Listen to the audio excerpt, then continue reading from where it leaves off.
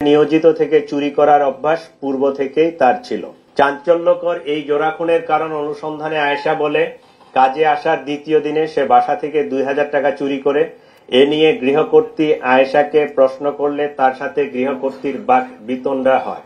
লাইলা আফরোজ আয়েশাকে পুলিশে দেওয়ার ভয় দেখান। চতুর্থ দিন কাজে আসার সময় আয়েশা বাসা থেকে একটি সুইচ গিয়ার চাকু নিয়ে আসে। ঘটনার দিন টাকা চুরি নিয়ে তাদের মধ্যে আবারও কথা কাটাকাটি হয় এবং ধস্তাধস্তির এক পর্যায়ে আয়েশা গৃহকর্ত্রী লাইলা আফরোজকে সুইচ গিয়ার দিয়ে এলোপাতাড়ি ছুরিকাঘাত করে। এ সময় তাদের মেয়ে নাফিসা তার মাকে বাঁচাতে এগিয়ে এলে তাকেও ছুরিকাঘাত করা হয়। ছুরিকাঘাতের ফলে অতিরিক্ত রক্তক্ষরণে মা ও মেয়ে দুজনেই মারা যান বলে প্রাথমিকভাবে প্রতীয়মান। ঘটনার সময় আয়েশা নিজেও আহত হয় এবং রক্তমাখা কাপড় চোপড় পাল্টিয়ে মেয়ে নাফিসার স্কুল ড্রেস পরে বাসা থেকে বের হয়ে যায়। যাওয়ার সময় ব্যাকপ্যাকে একটি ল্যাপটপ, মোবাইল ফোন আরো কিছু জিনিসপত্র নিয়ে যায়। বাসা থেকে বের হয়েছে সোহরাওয়ার্দী মেডিকেলের ভিতরে গিয়ে পুনরায় কাপড় পাল্টিয়ে তার নিজের কাপড় পরিধান করে সে সাভারের উদ্দেশ্যে রওনা হয়।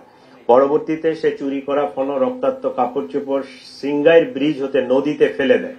এই ছিল মোটামুটি আয়েশা সম্পর্কে। এটা একদমই ক্লুলেস একটা ঘটনা ছিল। সে মোবাইলও ইউজ করতো না, ছবি টবি কিছুই ছিল না, কিন্তু তার এই যে গলার সাইডে যে পুরা দাগটা, এইটাই আমাদের একটা ক্লু। কারণ এই পুরা দাগ নিয়ে এর আগে এই মহিলা জুলাই 25-এ ধরা পড়ছিল।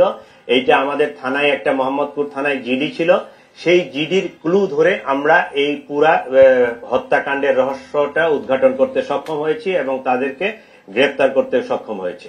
আমি আপনাদের মাধ্যমে পুরা দেশবাসী, বিশেষ করে ঢাকা নগরবাসীকে অনুরোধ করব, আপনারা এই গৃহকর্মী, গৃহ সহায়তাকারী রাখার পূর্বে অবশ্যই তাদের পরিচিতি নিশ্চিত হবেন।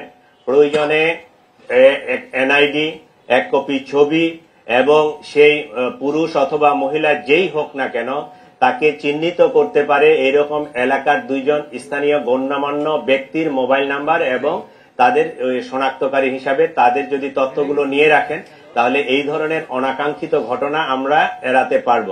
এই ঘটনাটা অত্যন্ত দুঃখজনক। আমরা চাই না একই ঘটনার পুনরাবৃত্তি হোক। আপনারা সকলেই সচেতন হন এবং আপনি গৃহকর্মী রাখার ক্ষেত্রে আপনারা এই অবশ্যই তার পরিচিতি নিশ্চিত না হয়ে কখনোই আপনার যে গৃহকর্মী সে আপনার বাসার বেডরুমে যায়, আপনি তার বানানো খাবার খান এবং তার সাথে আপনার নিরাপত্তার প্রশ্নটি জড়িত, আপনি পরিচিতি নিশ্চিত না হয়ে কখনোই কোনো গৃহকর্মীকে বাসায় এলাও করবেন না। এটা আমাদের ডিএমপি কমিশনারের পক্ষ থেকে ঢাকাবাসীর জন্য বিশেষ অনুরোধ। আপনারা অবশ্যই এটি খেয়াল রাখবেন।